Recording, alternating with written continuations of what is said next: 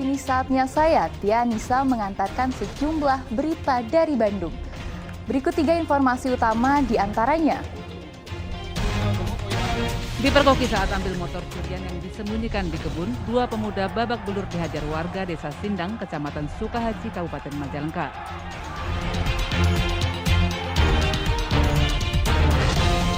Pasokan minyak goreng masih saja langka di sejumlah wilayah di Jawa Barat.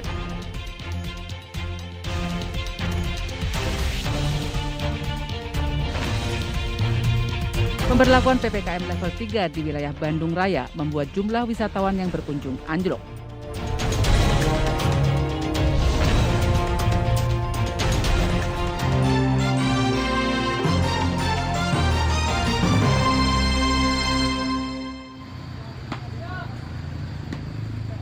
Hujan deras yang mengguyur wilayah Ciamis Minggu malam membuat tebing setinggi 5 meter longsor dan menghancurkan bagian belakang rumah milik Rosmayati, warga Desa Nasol, Kecamatan Cikoneng. Beruntung saat kejadian penghuni sedang berada di bagian depan rumah. Longsor juga menimbun jalan penghubung 3 kampung sehingga kendaraan tidak bisa melintas. Warga Senin pagi bergotong royong menyingkirkan material longsoran dengan peralatan seadanya. Eko Setiabudi melaporkan dari Kabupaten Ciamis.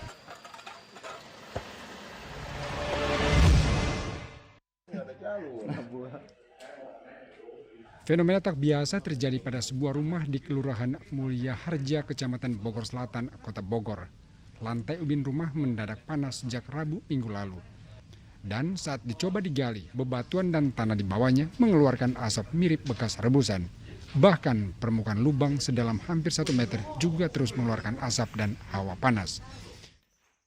Secara deteksi aliran listrik sudah tidak ada, sudah 2 hari kemarin, tapi hawa panas tersebut itu masih tetap ada dan keluar dari bawah tanah.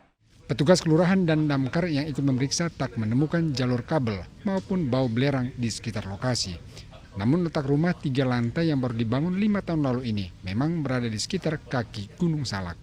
Kami dari damkar mengecek ke sana itu khawatir kalau misalkan memang ada terjadi percikan api atau apa gitu ya, kami siap tanggulangi. Tapi kalau misalkan ketika digali di dalam tanah itu ada kepulan asap, nah itu kelihatannya penyebab pastinya kami belum mengetahui.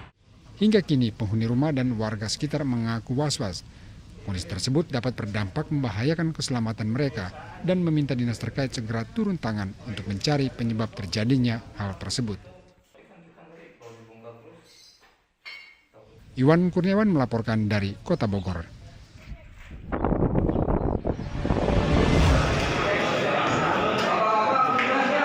Anggota Polsek Sukahaji Kabupaten Majalengka berupaya memberi pengertian kepada warga agar tidak main hakim sendiri terhadap 2 orang tersangka pencuri sepeda motor, Egi dan Rian, yang sebelumnya babak belur dihajar warga. Warga Minggu malam memergoki 2 pemuda tersebut saat akan mengambil sepeda motor curian yang mereka sembunyikan di kebun Desa Sindang, Kecamatan Sukahaji. Sepeda motor dicuri Jumat subuh dari rumah warga di Desa Gunung Kuning.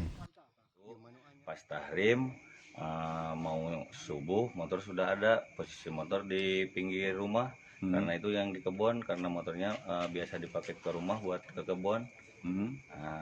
Terus sekarang TKP-nya karena di Sindang, pelakunya dapat sama warga Sindang. Oleh aparat desa, kedua tersangka sempat diamankan di kantor desa dan polisi kemudian melarikannya ke Mapolsek Sukahaji.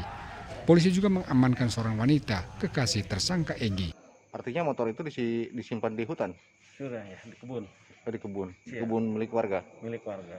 Itu tersangka perempuan itu gimana? Nah, untuk tersangka perempuan sedang kami dalami apakah memang ada keterlibatan dalam waktu pencurian di Gunung Kuning atau tidak.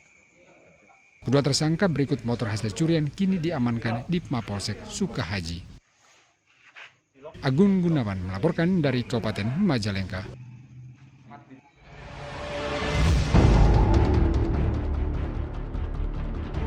Kepolisian Resor Subang menangkap tersangka A, seorang guru mengaji di sebuah mushola di Pantura Patok Besi, Subang, setelah dilaporkan warga dan orang tua korban karena mencabuli 7 murid perempuannya yang masih di bawah umur.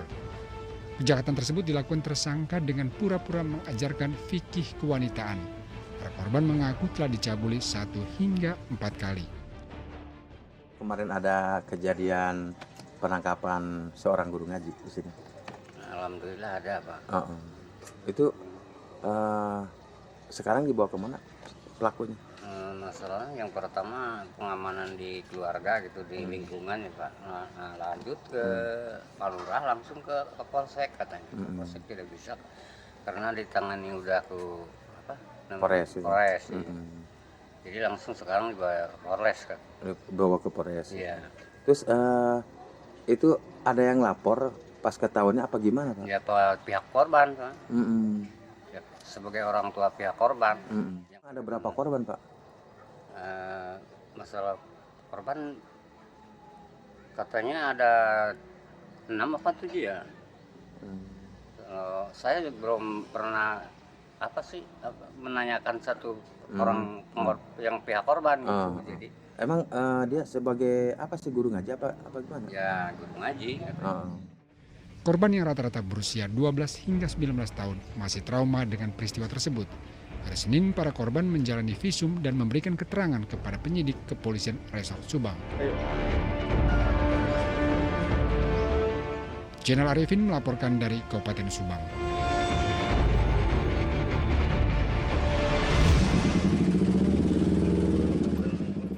Lebih dari 30 pengendara sepeda motor terjaring razia knalpot bising di jalur wisata Lembang, Bandung Barat hari Minggu yang dilakukan oleh petugas dari Satlantas Polres Cimahi. Selain melanggar undang-undang lalu lintas, penggunaan knalpot yang mengeluarkan bunyi melebihi standar kebisingan mengganggu kenyamanan warga dan pengguna jalan lainnya.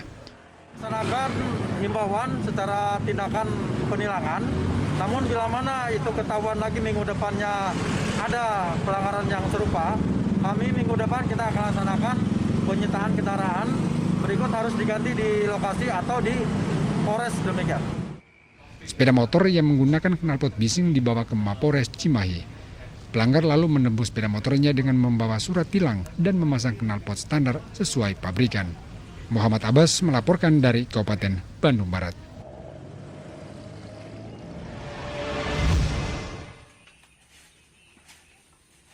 Seekor ular piton ditemukan bersembunyi di kandang marmut milik warga desa Ciganjeng, Kecamatan Padaherang, Kabupaten Pangandaran. Penemuan ular berawal karena pemilik marmut curiga karena 7 ekor marmutnya berkurang dalam sepekan terakhir. Kan marmut punya 7 gitu ya. Nah, tiap hari teh nggak ada, habis ku ular barangkali gitu, dicari-cari ularnya ketemu gitu. Itu di mana Bu tadi Bu ketemunya? Di kandang. Di kandang marmut. Oh, kandang marmut. Ada itu dari selama seminggu ya berarti Bu yang 7 itu habis ya? Iya. Akhirnya warga memanggil pawang ular untuk menangkap ular piton yang telah memakan marmut. Ternyata dalam beberapa waktu sebelumnya warga juga kehilangan ternak anak ayam. Mereka menduga juga dimakan oleh piton ini. Akhirnya piton yang ditangkap dibawa pawangnya dan dilepas liarkan di sungai yang jauh dari permukiman warga. Itu ukurannya berapa itu Kang? Kira-kira panjangnya? 2,5 meter, 2 meter lah. Nggak jauh. Jenis ular apa itu? Ular piton Pak. Ditemukan di mana tadi Kang? Kebetulan itu di kandang marmot. Marmot ya? Iya, habis makan marmot itu tadi. Mungkin ada warga yang lain merasa kehilangan kayak ayam itu nggak? Ada anak. Sementara itu, seorang pria di desa Anjun, Kecamatan Pleret, Purwakarta, ditemukan meninggal dunia di rumahnya. Kematian Andi, 65 tahun ini, mengejutkan warga. Polisi yang mengidentifikasi mayat Andi menduga ia tewas karena gigitan ular berbisa. Si korban terbaring di ruangan kosong dengan kondisi mulutnya mengeluarkan darah, tengkurap posisinya ya. Dari sebelumnya kita duga karena di kakinya itu ada kain mengikat luka, perkiraan dipatuk ular. Karena tidak ditemukan bekas penganiayaan, pihak keluarga tidak meminta jenazah Andi diotopsi.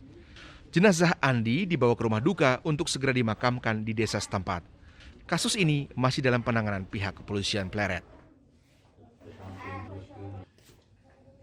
Eko Setiabudi dan Zainal Arifin melaporkan dari Kabupaten Pangandaran dan Kabupaten Purwakarta.